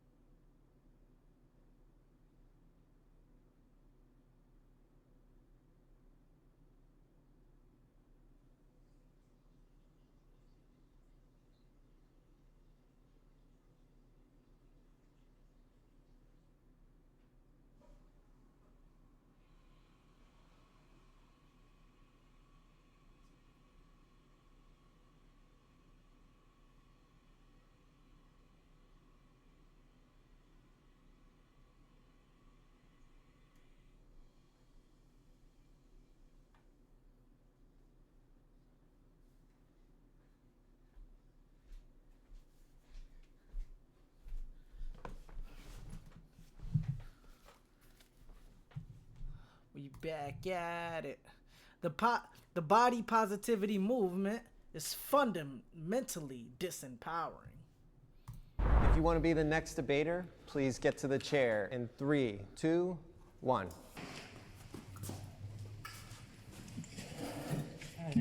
Hi, nice to meet you. Hi, Zane. What form or what do you mean it's disempowering? Well, I perceive it as follows. First, it's externalized shame, as opposed to appreciating that this is something that does arise within. And if you'll hear me all the way out, I think I can illustrate that for many it is actually a choice, which I know sounds shocking to you, but just stay with me. So it externalizes it first, and then it invalidates it right off the top, right? It's bad, it's evil, it's this, it's that, instead of like, what can we explore, what can we learn here? And then it replaces it with things that I think are platitudes and really difficult to believe. Like, oh no, I'm perfect, I'm beautiful, this, that, but it's not so easy to just believe those things. There's a lot of work that comes along with believing those things, so it can feel like gaslighting. And then the last thing is like anybody who tells you otherwise gets framed as a victimizer. And concern can be shut down where I think it might be necessarily appropriate. So the way I would handle shame would be very different than the way I perceive the movement handling shame. And the same with acceptance. I think acceptance is key, but when I look at acceptance in terms of helping people, I like the Serenity Prayer best when it comes to Alcoholics Anonymous, right? So it's, God, give me the strength to accept what I cannot change, right? Give me the courage to change the stuff I can, and give me the wisdom to know the difference. I don't see 2 and 3 in the movement, but if you can illustrate it for me. Yeah, I like to kind of like just share my personal story. Please. And I do want to share, and I think it's important that at my biggest, I was 335, which, that's my story. And body positivity has given me the confidence to, in my opinion, appropriately lose weight because I've lost 80 pounds. That's amazing. I don't think you have to do that. That's, a personal choice. I think it's all about body sovereignty, more about not just losing weight. It's about what fits in your body, what are the best health choices for you specifically. It's different for everyone. Everyone has different goals. If it's building muscle or losing fat or also just increasing their mobility. I mean, I go to Pilates and yoga and it's great for those kind of things. It's super fun. But I think for me, that body positivity was the one thing that really helped me feel comfortable in my body. And what I can say is, and I see body positivity as, of course, just welcoming who you are, accepting your body. And because I was able to do that, I was able to, identify what I wanted to do with my body, and that was to lose weight. Again, not something that you have to do. And I did it in a way where I appreciated myself. I appreciated my body rather than this inspiration of hatred. I think there's some people that are inspired by the hatred of their body and that they'll lose weight even at a rapid pace, losing like 30, 40 pounds a month, which we know is not healthy. Sometimes Depends on how you lose it, losing but like, yes. yeah, For right. the like, average person, even, yes, like, I agree. I think people agree that, or I've seen 5 to 8 or 10 pounds a month is kind of what you want to do in a healthy, rapid, a way to lose weight. And I think sometimes if you're doing too much, that's where it can not become, realistic and it at can all. become unsustainable if that can Absolutely. happen. So that's kind of what I would say. And because body positivity was such a gateway for me to accept my body, that's how I think it's so appropriate and just so amazing for people who, and like you said, they are doing the work, maybe not necessarily physically, but I think that there is a mental component they have to address, because without that mental component or that mental work you're doing, again, maybe they're just exercising or losing weight or whatever it is, or changing their body, altering it out of shame rather than, My concern is that when I've worked with people who are obese or overweight, they don't appreciate, they feel victimized. And by the way, they have been victimized at one point or another in their lives. But if I cannot show them that where they are now is ultimately their own choosing, then they're fundamentally disempowered to make a different choice. So hear me out on shame for a second. So the movement is like, diet culture does this to me. And pick I have a whole list of stuff that, beauty standards does this to me, media does this to me, all these different things do this to you. To me, that is a screen, it's a projection for when you actually first felt unloved, unsupported, not validated, right? And it's so much easier to say, like, Victoria's Secret is mean, instead of my mother never came to any of my sporting events. My father was an alcoholic who never showed up for me. All of these different primal wounds that occur when we're making about this shit on the outside. Who gives a fuck about Victoria's Secret, dude? So then on top of that, right, what I think most people don't appreciate is that we end up choosing shame, not consciously. Have you ever heard the quote, "I'd rather be a sinner in a world with a God than a saint in a world without one"? So in this analogy, the sinner is the child and God is the parent. All right, pause. You've been voted out by the majority. Please damn it. return to... So wonderful. Okay, it was a pleasure and thank you for sharing your story. Hey, shout out to dude, bro. He literally lost 80 pounds, bro. Like, you know what I'm saying? Like, and he was making some decent arguments, man, about like, feeling good about himself, and it helped him lose that weight. So, shout out to bro. I actually liked him more than everybody else. Hi, Solstice. Hi, lovely to meet you. So you said something about it being inherently disempowering because you don't believe you can make changes, right? Am I No, I'm misunderstanding? suggesting that there is no framework. There's no, now that we've accepted where we are today, what can we take responsibility for and how can we take action? Sure. So, are you familiar? You brought up a quote of your own. Are you familiar with the quote, "To those accustomed to privilege, equality can feel like oppression"? Do you No. understand how weight is interactive and intersectional with all these other identities? When somebody is a fat person, it intersects with other aspects of the world that have marginalized them. Give me examples. Marginalized. That's just not true. Like, you just That was just a pure generalization, dude. Like, oh yeah, just because you're fat, you've been marginalized. Like, what? Let's look up the definition of marginalized, so I don't straw man her. You know what I'm saying?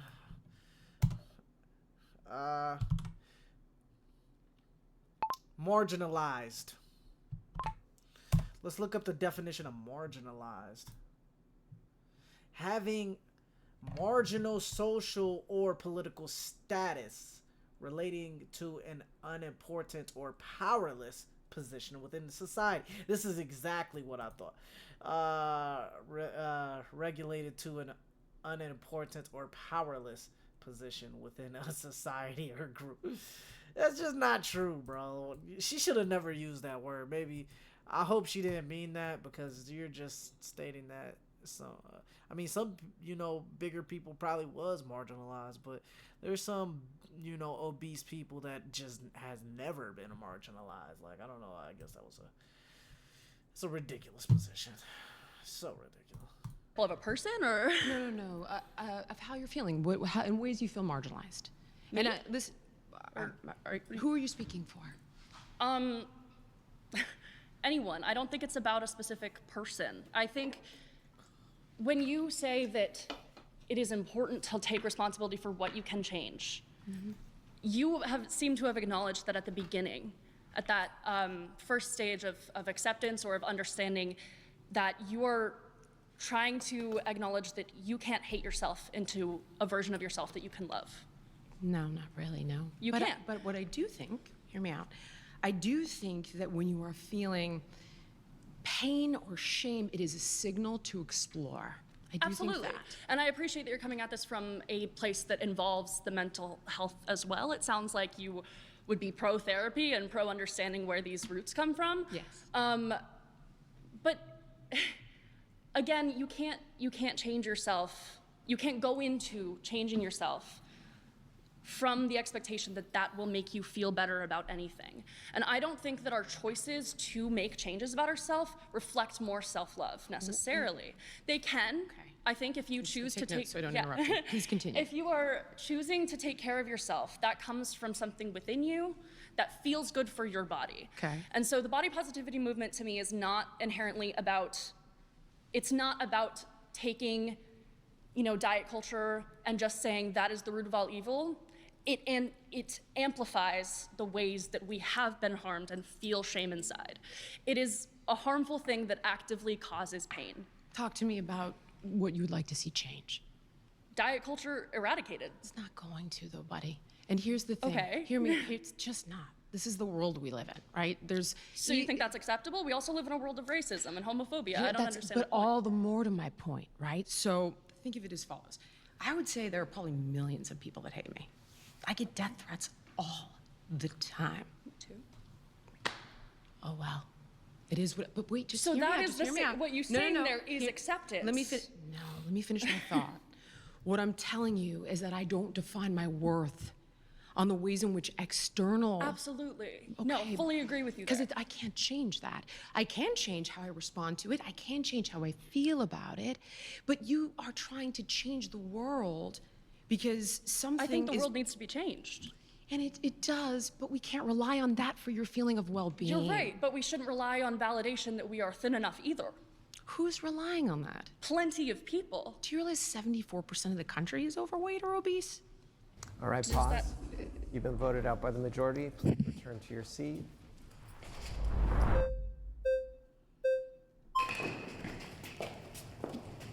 I'm curious about what your definition of body positivity is, because you're talking about shame and you're talking about personal feelings and emotion, and I have a little bit different of a definition of body positivity. Tell me yours. So, when I think about the body positivity movement, I actually think about its roots in the fat rights movement, which is where I work. In the 60s, right? yeah. In the 60s, I run NAFA, which is a fat organization that was founded in the 60s. about it. And And when I think about the folks who have been using that terminology since the 70s, 80s, 90s, not just the people who kind of popped up using it on Instagram and Tumblr in the 2000s, but that has this long, long history. That long, long history is actually about body justice. I know. It's not just about individual feelings. It's not just about, my mother-in-law said something to me at dinner, or this guy didn't want to date me because I was fat. It's actually also about things like, do I have access to healthcare, weight-neutral healthcare that actually treats my symptoms, not just my body, right? Do I have access to equal pay?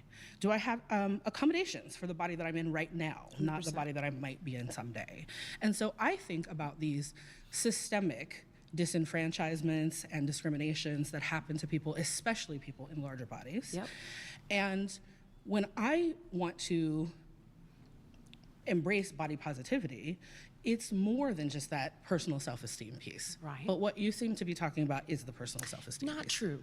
That's not just what I'm talking about. And I'm not going to disagree with you on any of what you just said. I'm well aware of where this started. And it was, I think, a gentleman that was pretty upset about how his wife was being treated, right? And he started it. Glad you know that origin story. I do know a lot about it. In my opinion, there's no question it has been co-opted. And when the vast majority of your TikTok influencers don't know the origin of your story, and those messages are communicated in 15-second memes, then you own meme consequences. And that's where I take umbrage with it. And it's become this amalgamation of rolling up different movements along the decades. So we can't be like, well, I'm gonna carve out the part that's the rights piece and forget, don't look over here. I look at it in its entirety, and there are parts of it that I take umbrage with.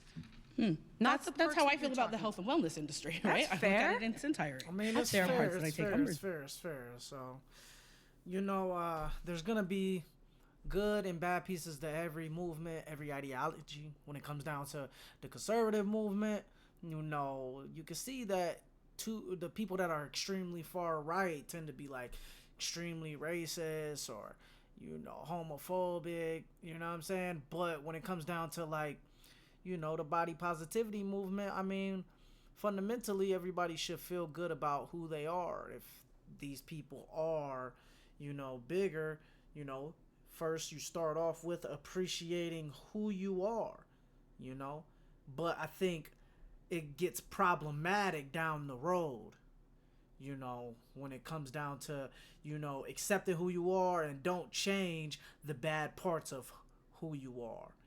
And that's where it gets problematic. With. And we know when you introduced yourself, you talked about being a health advocate. Does your advocacy include making sure that people are not discriminated against? Without question. So how do you do that for advocate people for in that. larger bodies? Well, personally, I don't get involved in that kind of policy outside of what I do in relationship to big agriculture, big food, big pharma, and big insurance. That's my primary focus when it comes to policy. To be dead honest, I think you probably do a better job in this area than I do. But I would never, ever disagree with you here. I would cooperate with you in any way you ask me to. So would you say that it should be against the law to discriminate against people based on their body size? Unquestionably. So why don't we see more fitness and wellness advocates asking for that? I'm happy to ask for it. I'll ask for it right now. I didn't know that you thought I wasn't for it. Of course I feel that way. Well, I feel ask for it right now. Should be against cooperate with you in any way you ask me to. So would you say that it should be against the law to discriminate against people based on their body size? Unquestionably. So why don't we see more fitness and wellness advocates asking for that? I'm happy to ask for it. I'll ask for it right now. I didn't know that you thought I wasn't for it. Of course I feel that way. Well, I didn't know your personal view on the laws specifically or public policy specifically in this particular civil rights way, but certainly, would you agree with me that your industry is not like, we don't see a bunch of fitness professionals coming out and being like, hey, we should actually talk more about the way that people are discriminated against, instead of, hey, we should actually talk about how those people should lose weight if they don't want to be discriminated Absolutely fair point. Thank you. Now, this is the difference though, you know what I'm saying? You gotta understand what do you mean by discrimination, right? You know what I'm saying? If somebody's like getting qualified for a job, right, and you're trying to pick out who's the best for this job in that position, the question is it discrimination if somebody chooses a person who is not fat, right, that can do the job, who's more likely to do the job better. For example, like I see people at Walmart, right, and they're checking like people out, right, at the doors, checking receipts, seeing if people steal and stuff like that. But I see there's a lot of large people that tend to do that, right? And I'm thinking to myself, I'm like, what if like I was to run out with like, you know, I don't know, some headphones or something like that. I got them in my pocket or something like that. Is this bigger person gonna catch me? Right? In the back of my mind, I'm thinking, bro, this big dude isn't gonna catch me at all. I'm gone. So is that discrimination if the person doing the hiring at Walmart says, oh, I want this fit dude over this big dude? Is that a form of discrimination? Now, this is I guess maybe a social justice question or a philosophical question. I don't know what type of question this is. But that is my question. Is that discrimination? Being like, this guy is less likely to catch a person stealing over this guy. And that just comes down to, I mean, inductive reasoning at that point. Will you contact your representative and say it to them? Right, you're looking at her. I'm right here. I'll help, girl. Y'all heard it right here. Jillian Michaels said, I will contact my representative. Girl, I'm right here. I'll give you my cell phone. All right, Let's pause. Tigress has won her section of Tigress the has debate. won.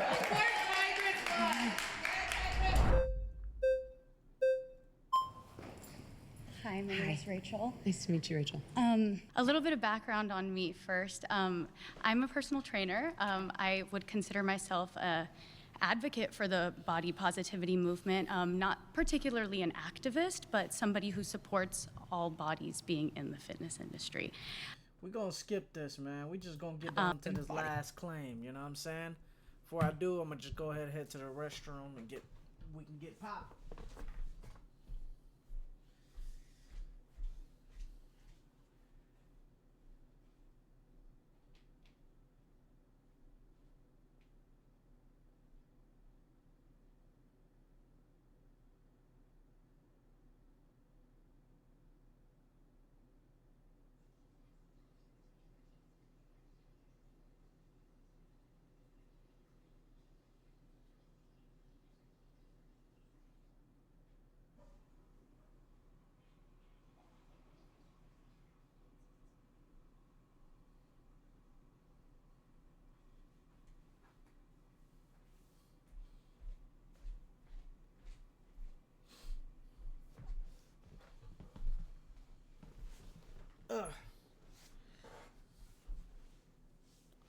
All right, man. This is the last claim, man. Basically, Julian Michaels is gonna pick somebody out of the group to debate their claim now. Conversation with. We have 10 minutes. Okay, Jillian, great job. Great job, everybody, so far. We have 10 minutes for one final debater, so look around the room and select somebody who you would like to spend that last 10 minutes with. Somebody maybe who you think you haven't finished the conversation with, or you think they challenged you in a way that you want to keep moving. I want to talk about the genetics piece. Come on. Okay. We'll talk about a lot of things. My surrounded claim is that shame is far more dangerous than body positivity. I don't disagree with you. It's a strong claim, though. Sometimes people get shamed to eating more and, you know, psychologically getting programmed in your head. But then, on the other hand, it depends, though, because sometimes when you get shamed, you come back even harder for real. Like, I remember getting shamed as a kid by being too short, right? It made me go harder. Made me go harder in the gym. Made me go, you know, harder with, you know, hitting those push-ups, right? Or even make me go harder with trying to become attractive to women, right? So it depends on who you are. You can't let shame knock you down. You gotta make sure if somebody's talking stuff about you, you gotta make sure to bounce back even stronger. Disagree. More dangerous than body positivity. I don't disagree with you. I disagree with how it handles shame. Let's talk about the show. Okay. Tell me more about your, I guess, tactics or who Jillian Michaels is to the world. I can't describe who Jillian Michaels is to the world. I'm something to everybody. To some people, I'm a hero that saved their life, which I never, listen. 35% of people. Hold on. I disown that completely. It's not my accomplishment. It's a projection, right? Of I know you guys don't like this talk, but it is a projection of the good mommy. I'm not that. I'm also the bad mommy. I'm the evil person that made them overweight and I did this to them. I'm all these things to all these people. Who is Jillian Michaels? I mean, I'm 5'2". I spend a lot of money on laser hair removal. I got 2 kids. I mean... How do you raise your kids? You use fear and shame to raise them? Does it seem like I use fear and shame to raise them? Yeah, because you talk about using fear and shame. I don't talk about... First of all, that is a life or death intervention on a ticking clock. But do you look at me and see a life or death need for an intervention right now? Be honest. Yeah. You might. I do. We don't have a ticking clock, which means that if you chose to reach out to me We're to all on a maybe ticking work on... clock. Not in the way that you go home in a week, dude. In the way that I get 6 days to try to figure out, to try to help you. Okay, so that's you're back very to the different. show now, the ticking clock. I thought we were being talking this- about, well, you're Sure. asking me about fear, and I'm telling you that parenting and Biggest Loser, there's no parallel. Okay, so shame. Okay. Shaming someone. So like, I didn't say it's okay to shame someone. I'm telling you that the utilization of these emotions, I'm telling you that shame is a signal.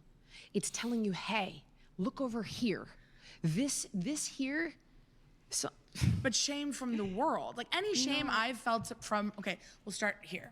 Shame from the world. You're externalizing shame, which is exactly what I don't agree with. And you're saying that I've externalized it by carrying it on my You're- body you as ju- well. No, I'm saying when That's a little bit of what you said earlier about the trauma is hold on. externalized. Well, that would be utilizing your body as a container to manage emotions, if we're talking about in this particular instance. I can give you an example of that, but, or not. So I'm not talking about shaming someone. I fundamentally disagree with that concept. I'm talking about the shame that is already there, not externalizing it. I'm talking about appreciating the fact that, like, okay, this is arising from within me. Where is this coming from and why? If we, instead of going, oh, I think I'm ashamed because of what they did or what they told me or what they... Now listen, people are absolutely, at one point or another, very often victims. However, how we choose to respond to that injury, okay, at one time absolutely meant your psychological survival. It is how you survived that injury. The problem is it perpetuates and it no longer serves. But if we continue to repeat the pattern, it's actually called, has a name, it's called a repetition compulsion. And the goal, right, is I will master this. I will play this out. It's safer to play it out externally than where those feelings really belong, because that's painful. It's also safer because you don't have to suffer the primal loss of whatever was missing. So now, can I give you an example? I'm a shitty parent. We talked about this, but just follow me, right? I'm a shitty parent. I'm not there for you. Okay, instead of you saying, oh my God, my mom was never available. I didn't get what I needed. And there's there's peoples that feel that way. Okay. We then internalize that and go, it must be because I'm not good enough. Hence the sinner part, okay? Not because mommy is unavailable due to her own limitations. Instead, it gets internalized, and that is what becomes toxic shame. What is the primal injury that begot this emotion? And subsequently, how do I deal with it where it's appropriate? Meaning the right, like not Victoria's Secret, okay? The primal wound. And then in experiencing that loss, feeling those feelings, which really sucks and really hurts, which is why people have defense structures, coping mechanisms, so on and so forth. The way through that, you feel it, and then after you grieve it, after you explore it, then we can implement a weight release.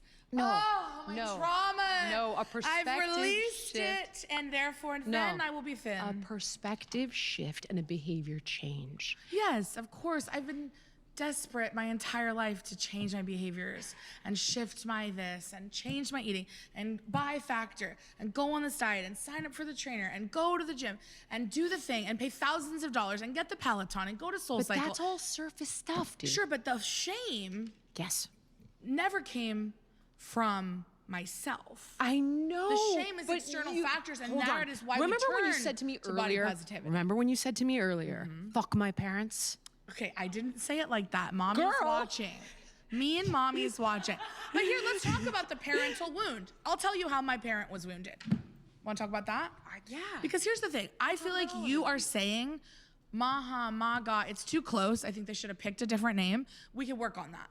But my thing is that what you're saying is, I feel that you're coming to the table. You're like, listen, I think that I'm a little bit scared this is an ad for Maha, but. No, forget, I'm not talking about Maha here. Jillian Michaels is saying she wants a seat at the table. She's gonna go to Southwest with Tigress and say, fat people deserve 2 seats. Don't charge them extra. Let them on the plane, bitch. She's gonna go to Nabisco and say, stop putting this shit in the food, because Jillian, I like the food in Europe. I like the makeup in Europe even better. I have been doing the Nabisco part. The, Cool, The so thank Southwest you. part is a bit of a separate conversation, but the Nabisco Sure, there's part a lot I've of been doing. conversations. I think you're coming to the table to say whether or not, it's just like Oprah, we acknowledge our part in diet culture and whatever, like, let's make the change. Let's blame it on the bad guys. About diet culture. We haven't even talked about diet culture today. That is a separate episode. Body positivity is what we're talking about. I think we have turned to body positivity because of the shame. Because at 9 years old, Yes. my mother, Yeah. who was a translator for her mother, who was an immigrant. At that time, it was very easy to come to this country. My grandfather came here with a letter in 1964, $100 in his pocket. They are the American dream. Gotcha. My mother was at the doctor with her mother. Okay. And a doctor, a professional man, I'm sure he was likely white, turned to her and said, ask your mom if she can have sex. Ask your mom, just tell your mom she's like a VW bug going up a hill with 9 people in it. A child. I get it. I mean, that's where it all comes from, right? Like, my mommy wound is only because of her own trauma. Of course, it's She's, multi-generational. of course, multi-generational. It gets into the epigenetics. It gets into how she raised me. Maybe you don't know you're on a diet till you're like 6. And then you go to your aunt's house, who's like, anything you want, right here. What do you want at the grocery store? We'll get you whatever. What did I want? I wanted Yoo-hoo, like everybody else, because I wasn't allowed to have Yoo-hoo. I wasn't allowed to have a ding-dong. When I came home and I said, I want ding-dongs in my lunch, you know what my mom bought me? Low-fat ding-dongs. And low-fat ding-dongs aren't wrapped in foil. So everybody knows they're fucking low. It's not a fucking ding. I want the foil. I want the foil. So she's acting out of her trauma. Now I'm just like, I didn't choose to be here. And now I'm like, literally this woman is crying as I get off the plane from the Yoo-hoo trip because I had gained so much weight. My grandparents had to buy me new clothes. But I think that great aunt that offered me the Yoo-hoo and said, it's right here, honey, and you don't have to ask anybody when you want one, she knew. She knew I was being restricted at 6 years old. And that is why at 26, when you hear about body positivity and you're like, well, I've been on a diet for like 20 years, maybe there's more to life than trying to lose weight. That's what body positivity has given me. So do I still want, of course, to make the right choice every day for my nutrition? Yes. I mean, I can see there's like empathy. I also feel like when you were talking and you thought I was gonna interrupt, you could like hear my thoughts through my eyes. And people like you only get to be people like you because you're a unicorn. You're a very special person to have gotten to the place that you've gotten in this world. But the reality is, I'll finish. My point is that that's where body positivity came from. Body positivity actually came to me. You know what I was doing on YouTube? My first YouTube video is me doing the master cleanse and showing people how to cut the lemons and put their maple syrup in. But then body positivity came and said, hey, you should be talking about plus size fashion, not the master cleanse, girl. Sounds to me like you still have a lot of stuff that is upsetting you. It sounds to me like you're still contending with a lot. I'm It's, contending with a society that every day, every minute of the day tells me not only I have to buy a product to be thinner, I have to take a GLP-1. Serena Williams is selling me a GLP-1. Jillian, that's problematic. But listen to me. And then I'm old. Will you listen? You're still externalizing the wound. The first conversation, I think that's where we stay. The first conversation. That is the most important thing. I don't care about Serena Williams. I couldn't care. Serena Williams, that's been. Mama, who gives a fuck? Because Jillian, she's not. When you're important to you. fat, Look when at you me. no. Look at me. But when I am getting a GLP-1 ad every time I open any app on my phone, watch the TV, drive down the for that. Sure, but imagine in my position, Jillian. Yes. I went 6 months where every waking hour, including the 3 a.m. pee, my mind said, should I go on a GLP-1? Should I go on a GLP-1? Should I go on a GLP-1? Okay. Would you call that food noise? What do you call that? You tell me. I call it fucked up. I call it fucked up. Because I'm over here like, I own a plus size fashion store. I look like the first fucking fat housewife of Beverly Hills. I'm fucking gorgeous. I got they, thems, he's, she's coming out of my ears. I can fuck anybody on the street. But this world wants to tell me that I need to shrink myself. Not the that there's a thin woman within waiting to get out. Can I say something? I think I ate her. Can I say something? I don't think she's here. Say something? You also told me that what the world. Tell me how the. Okay, back up. Okay. Tell me how the world makes you feel. I constantly feel like I have to be smaller. I have to be quieter. I have to be more submissive in my marriage. I have to shrink my body to fit on a plane. I have to have a bigger car because I need a little more room. I need to go to a special store, or actually even better, order it online. Makes me feel like circumstances. Shit. Makes you feel worthless. It makes you feel like I can't go to the mall and spend my money. It makes you feel how? Devalued. Okay, stop. When's the first time you felt that way? This debate is getting so like just subjective. It's just kind of boring me, to be honest. We're almost done with the vid though. I was in ballet and the teacher picked an outfit I didn't like for the recital. 8. When was it when your mom put you on a diet? You said 6. I mean, after that Yoo-hoo incident, it was a real. Did that make you feel the way you're currently describing? No, I didn't know what was. At 6 years old, it's like I knew the ding dong was different because it didn't have the foil, but I didn't understand. I know, because it becomes you, but unconsciously you do understand. And now, this pattern is playing out everywhere. It has a name. It's literally Freudian. It is called a repetition compulsion. What about the genetics? Like when I look at photos, you said there were no fat children 100 years ago. No. I find that very strange. There were very few. And okay, there were fewer. Fact check me. But there have always been fat people. Hold on. And there always will be. We will not be eradicated, and we're not going anywhere. Fat's where it's at. We've reclaimed the word. You don't have to do this anymore. You can say bigger bodied. You can say fat. Okay. I want to ask you right now to stop using obese and be a part of that. Okay, so you want... Oh my God, bro. If I call somebody fat, bro, I'm getting kicked out of the room. That's what I'm trying to say, bro. It's like y'all switching these terms, bro. It's like one group of people want to be called obese, so the next people want to be called fat. Like, bro, what is happening, bro? I don't know. Fat. Okay. I want to ask you right now to stop using obese and be a part of that. Okay, so you want fat? Obese is a slur. I've always thought that calling someone fat was actually far. It was because if fat is tissue, it's not a person. But our society, it's the worst thing you can be. It's absolutely what every woman and man, woman, and child mostly. So you're saying fat is the worst thing you can be. So is that's this what like our society projects? But so you guys want that's to reclaim? What you're yelling at people on the show to be like, don't you want more than to just be fat? It's what everyone is so afraid of. Why do you think they showed up? Because they didn't want to be there? You think that they showed up because they were forced? No. There were thousands of people. They showed up because they wanted change. Because the world is telling us we have to change. Listen to me. Stop making it about the world. Because if you cannot stop, listen, you can't change the world. I mean, sure, hopefully, maybe some people can. I don't know. It's not that freaking easy. I think you might be able to change. It's not that easy. Just just but what we can change is how we respond to the world. Mm-hmm. That's what I'm trying to get you to understand. What I think you're doing, okay, with the world, is reenacting this pattern that you have from being very young.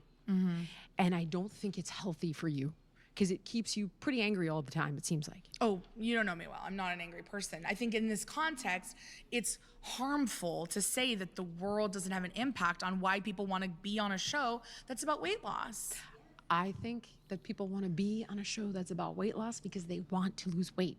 I think it's because everyone has told us we have to lose weight, that you are not good if you don't lose weight. If your friends are at a burger joint, you're the one getting the salad because you know you should refrain from the burger even though we're at a burger place because... Why should you refrain from the burger? Because that is what the world has told me, that I have to make the good, healthy choice. Also, let's talk about the fact that no one here said that we don't owe anybody health. I don't owe anybody my health. Do you want to be healthy? I am healthy. I'm healthy for me. And this is what healthy for me looks like. Can I ask you this? If I sent you to a doctor who ran a full comprehensive blood panel, if there were biomarkers... Yeah, there would be some fatty liver stuff coming up. Okay. Sure, yeah, the Do cholesterol. you classify that as not value? This has nothing to do with your value. Yeah, no, I'm talking about Is numbers, the fatty data. Liver, Sure. healthy. But thin people get fatty liver too. They're far less inclined. We're out of time. I have to stop there. Thanks for sharing your story. I really do think that was valuable. Thank you all for being part of this episode. I know you had to talk about your bodies, you had to talk about your lives. Jillian, thank you for being on this episode, bringing your passion. And Elon Musk, I know you were watching this, so why don't we get you in the center? You know what? I really appreciate everybody showing up. I really appreciate them sharing their stories. My issue with body positivity remains, though. Oh, it means this for me. Well, it means that for them. Well, it's about political activism. Oh, yeah, but big food, like that, they can do whatever they want with the movement. Oh, but the influencers, that's not really us. Like, but it kind of is, and that's kind of the problem, is that there's no centralized guideline. I think she is really limited in what she sees the movement as. She's blaming the movement for the things that people who have co-opted the movement are doing. Call out the co-opters, don't call out the movement for not calling out the co-opters. I do think there's a kernel in what Jillian said about thinking that body positivity focuses a little too much on the personal. From our perspective, we want to move beyond just the personal. We think the personal is important. You gotta believe you're worthy of fair and equal treatment in order to demand fair and equal treatment, but we're gonna work on the fair and equal treatment pieces of it. She was cool, she was calm, she was collected, and I don't know what exactly she's totally talking about, but she is confident in her messaging.